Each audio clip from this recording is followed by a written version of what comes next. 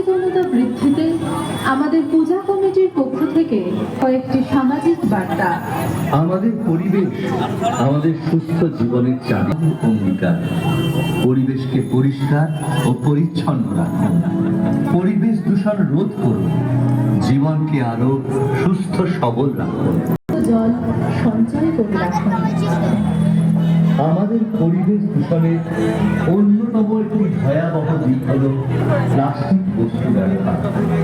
Plastic কখনো মাটিতে বিরক্ত হয় না, তাই অবিলম্বে পরিবেশকে সুস্থ রাখতে প্লাস্টিক বর্জন বন্ধ করুন।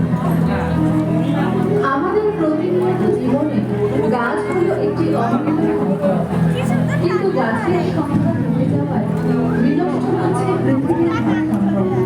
উষ্ণতা বৃদ্ধি পাচ্ছে ক্রমেই, তাই আরো বৃক্ষরোপণ করতে হবে।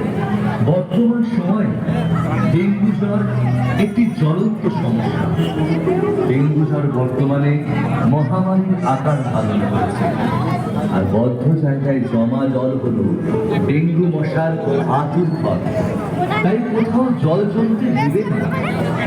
শোয়ার সময় সব সময় মশারি ব্যবহার করুন।